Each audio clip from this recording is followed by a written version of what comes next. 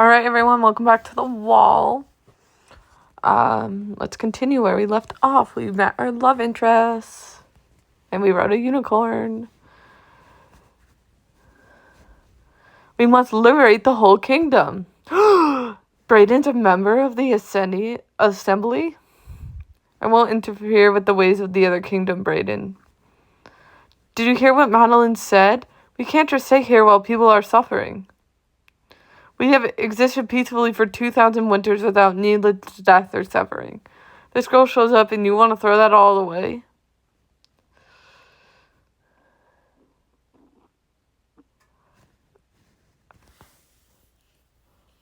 How can a kingdom that promotes peace and equality stand by and watch as another one persecutes their citizens?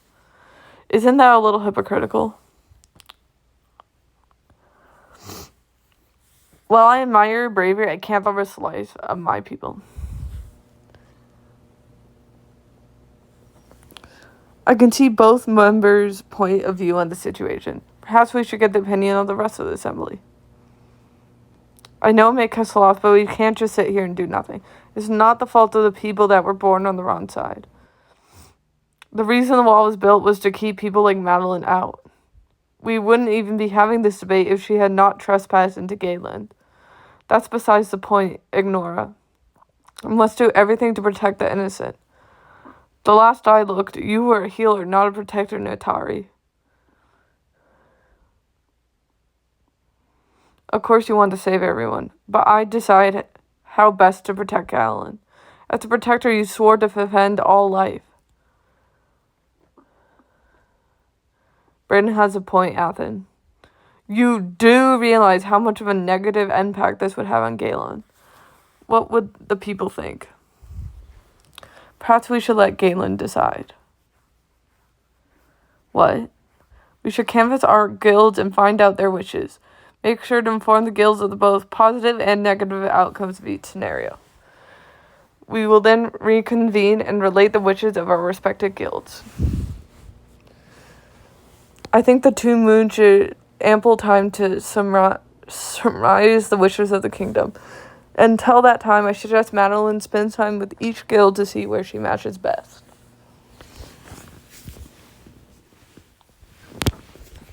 It will also help each guild to come to a summation. Do you have any questions, Madeline? Which guild will I start with?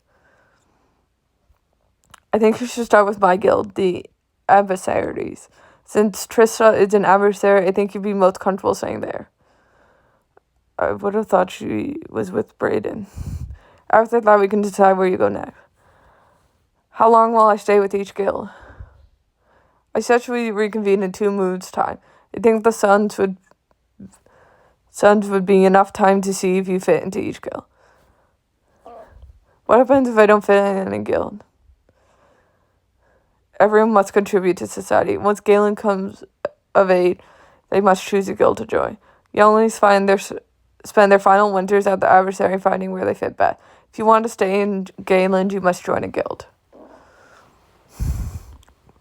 How will I find a place to live here in Gaeland? Ha. I think we know where you fit best. You should stay with the assembly member of that guild. As I have a full household, you can stay with Trista while with the adversary. It also means I'll be staying with Brayden and Athen. Totally unacceptable in Daffy. But I'm not in Daffy anymore. How will I know if I fit into a guild? Ha.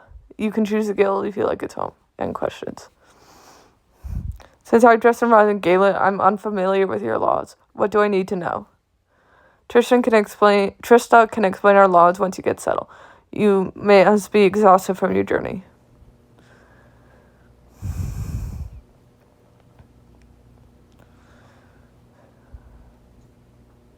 I believe we are entering an age of change. Not all change is bad, Syria. Just as long as our way of life endures. What's the worst that could happen? I don't like how they zoomed in our face. Ha. Home sweet home. So all adversaries live here? Almost all adversaries. It's close to the adversary. Can't pronounce words today. Give me a moment to take off Luther's saddle. Are you ready to go inside?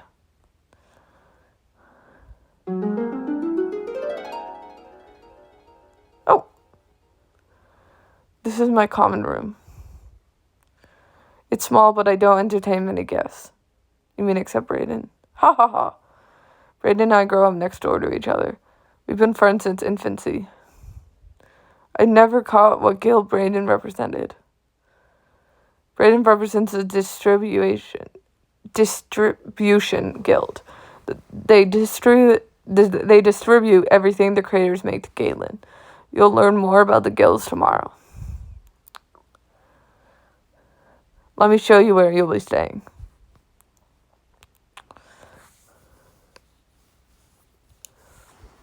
I hope this room is suitable enough for you. It's beautiful. It's much nicer than my room was in Dathie. You had a long journey. The clothes are in the wardrobe behind me. Are you hungry at all? Can make us something to eat. A little. Haha. I'll go make us something to eat. What a day it's been. Guess I should find something to wear. Trista in her split leg clothing. I've never shown this much skin in Dathie. I'll wear the pants, join their custom.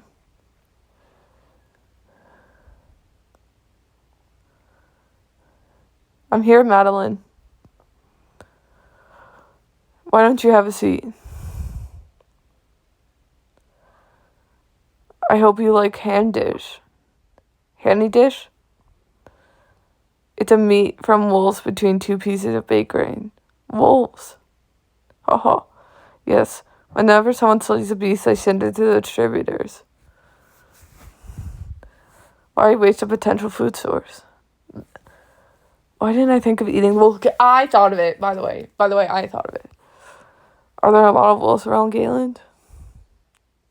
The protectors keep them away from civilization for the most part. They usually can be found in the deep, although there is a pack near Brayden's pub that keeps indulging everyone. Aren't you gonna eat?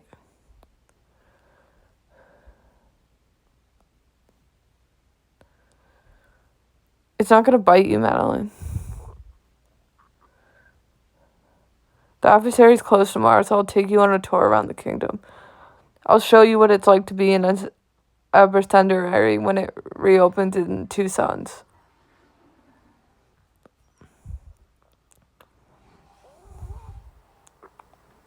I guess I need to find something to wear to bed. I don't think I'll ever get used to wearing split leg clothing. What a whirlwind of events today. I found and crossed the wall, found what I once thought was amateur, and met some interesting people. I never expected Brayden and Atari wanting to liberate my people from the oppressors of the Dathie Council. Their selflessness is both honorable and admirable, validating everything I learned. I only hope there more Gaeland are like them. I worry about the potential war with Dathie. Dathie guards are well skilled in combat and won't think twice about killing all Gaeland. What happens if Gaeland goes to war and are defeated? Would the oppressors that exist in Dathie spread like wildfire to Gaeland? What would happen to my father and Gia? To me?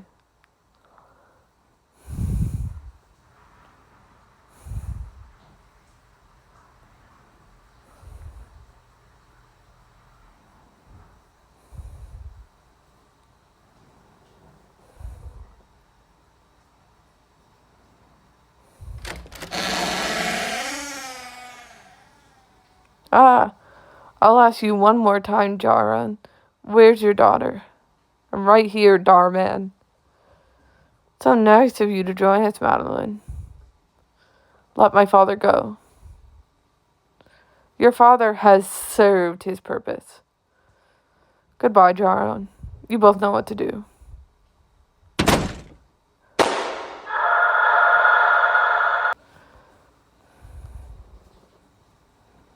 Rise and shine, sleepyhead. We got a long day ahead of us. It's a beautiful day to explore the kingdom. I think we'll go to the adversary library to learn more about Gaeland first. Make sure to dress comfortable.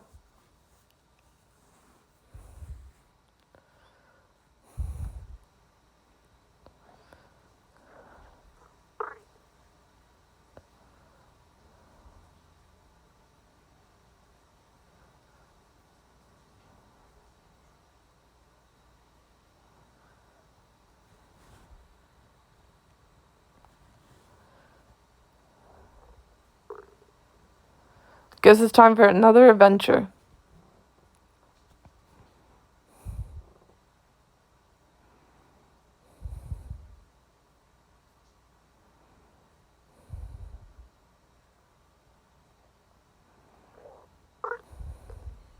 Are you ready to go? Where's Lothar? I'll call him when we head to Brighton's to get your bag. We're walking this morning. You didn't just walk all the way to Gaeland from Dathie. We better go.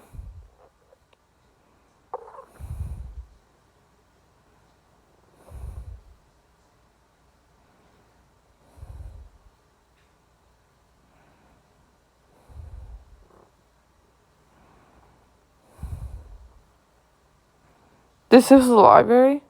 It's the adversary. The library is just one part of the adversary. Follow me.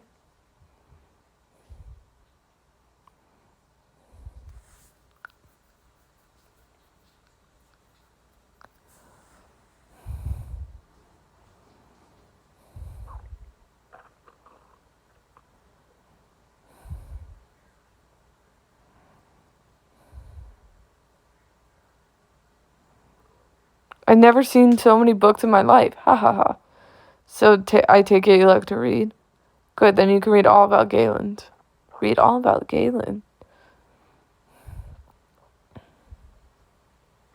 I'll give you a quiz once you're done.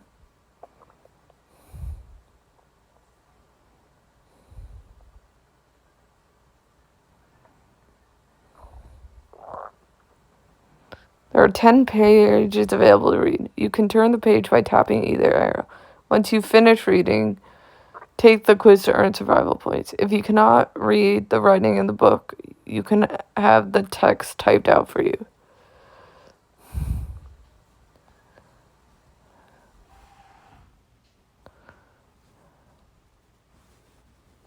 The kingdom of Addermars was destroyed when two rival leaders went to war over the perceived and effective leadership of women on council.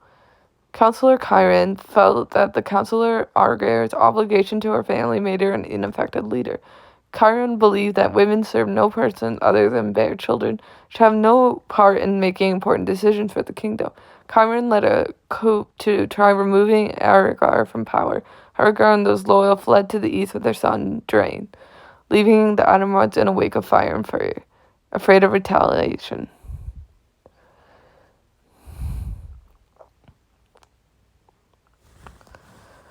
Argar and her followers created a giant wall to keep oppressors out. While Chiron believed in teachings of Mor, the tribe of Andermaros followed the principles of an ancient ruler, Gael. Every person, no matter age, sex, color, or attraction, is equal. When all are equal, this is peace and prosperity for all. In order for all to prosper, the system of barter was outlawed. This ensured that no individual obtained more wealth or power than others. Instead, the people decided that it's best if all contribute to society in exchange for sharing its prosperities.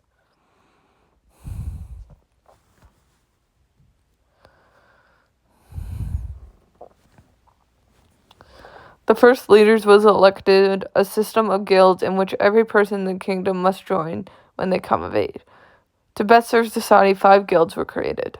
The adversaries who serve a barrier of knowledge and teach the future generations the skills they need to be able to contribute to society. The creators, the largest guild, are in charge of creating all items needed within the kingdom. Within the guild, a series of groups were created based on skill set, ranging from building of homes to the creation of clothing and harvesting of food.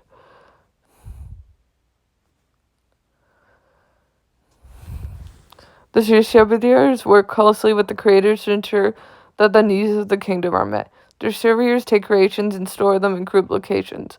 The protectors are the guardians and the gatekeepers. They are charged with ensuring the safety and well-being of all. They also serve as punishers for those who break the law. The leaders decide that each guild should select a member every 5 winters to represent them at the Grand Assembly.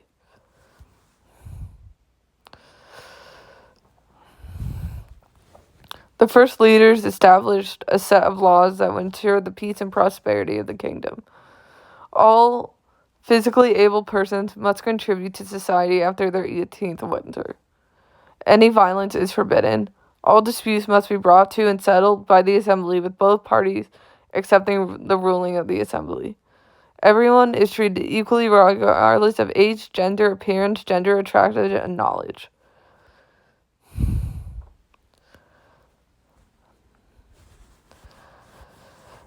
Every couple must acquire approval from the assembly before bringing new life into the kingdom. Dishonesty in all forms shall not be tolerated. Any claims of dishonesty shall be brought before the assembly. Every citizen shall outlaw 2 sons of rest after every 5 sons of contribution. Distributors, healers, and protectors should all set rest periods within the guild. Every person will only take what they need and not store excess of goods for later use.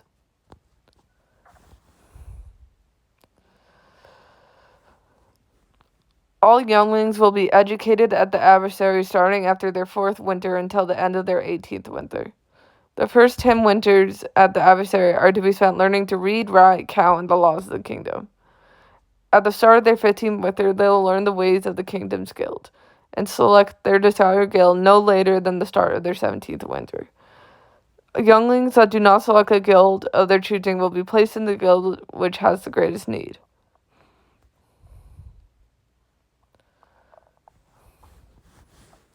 Only hearers are to harvest the berries from other trees, as they are used for healings. Only creators are able to hunt wild animals for the purpose of food. If any person should kill the wild animal for purpose of protection, the animal must be taken immediately to the nearest creator distributor. Persons suspected of violating laws, accused of dishonesty, or failing to contribute to society will go before the assembly to face punishment. Violations of kingdom laws will result in banishment to the land beyond the deep.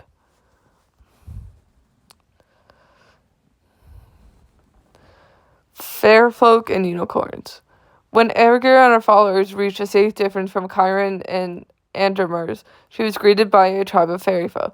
Holissa, the leader of the fair folk, guided Erger's people through the wilderness. The fair folk summoned unicorns to help carry the sick and wounded. Erger and Holissa developed a lasting relationship, vowing to help each other to create a peaceful kingdom. When the fair folk came under attack from wargars from the deep, Erger's people came to Holissa's aid. As a token of gratitude, Holissa held Erger build a wall to keep Chiron and his followers out with a secret door for safe passage. Holissa also gifted Erger a stallion and gave mares from the fair folk's herd of unicorns. Every winter, the fair folk and the Gaeland come together to trade youngling unicorns to keep the herds diverse. During this time of trade, other goods are exchanged as well as to benefit both fair folk and Gaeland alike. An oath was sworn to always maintain open communication and come to each other's aid in times of need.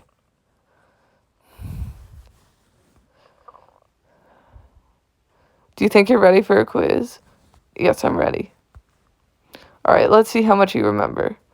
Whose ancient teaching did Gaeland follow? All Gaeland followed the teaching of Gaeland.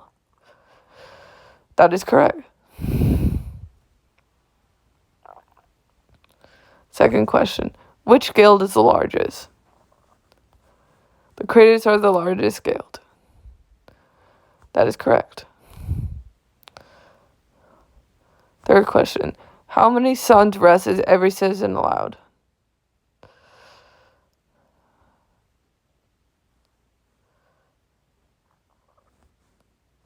I believe that. Oh, I was right. Yay. That is correct. Fourth question. What happens if someone does not select a guild? They are placed in the guild of the greatest need. Correct. Last question. Where do Gaeland's unicorns come from? Fairies give Ergar the first unicorns. Also, the leader of the fair folk gave Gaeland the first unicorn. You got all the answers correct. Should we go retrieve your bag from Braden's? Does that mean we get to ride Larthur? We really need to get you your own unicorn. Perhaps we should stop at Jimmer's. Who's Jimmer? He's a unicorn distributor. Ooh, dancing. Fun, fun, fun. Let's go retrieve your bag and pair you with a unicorn.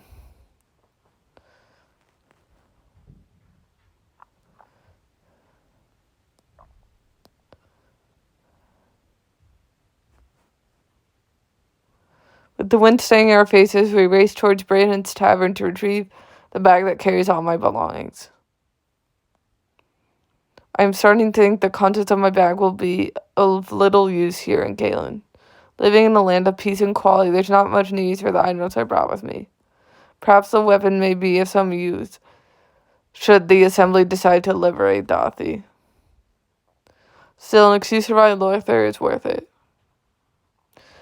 While there were horses in Dothy, only those of extreme wealth could afford them. But I'm not riding a horse, I'm riding a unicorn. And as I slowly become more comfortable with this new world, this is the one thing I don't think will ever get old. Before the sun sets, I will hopefully have my own. What is that? I wonder if the wolves came back. What do you mean the wolves came back? Do you remember what I said about the wolves? Before you showed up, someone spotted the pack near Brandon's tavern. What does the funny-looking unicorn have to do with wolves? That funny-looking unicorn is Drakkar. He belongs to Athen. He's a protector, right? He's been trying to get rid of the pack for moons. Come on, let's get your bag.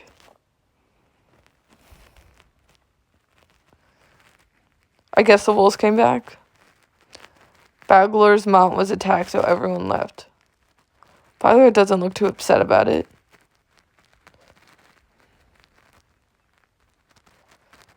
Lord Farquaad, I'm calling him. What are you ladies doing here? We're retrieving Madeline's bag, then going to Jimmer's. I'm gonna get my own unicorn! Perhaps I should accept Madeline to Jimmer with the wolves running loose. I can take Madeline to Jimmer's. I am perfectly capable of taking Madeline to Jimmer's. Why don't you let me decide? Who do you want next time to Jimmer?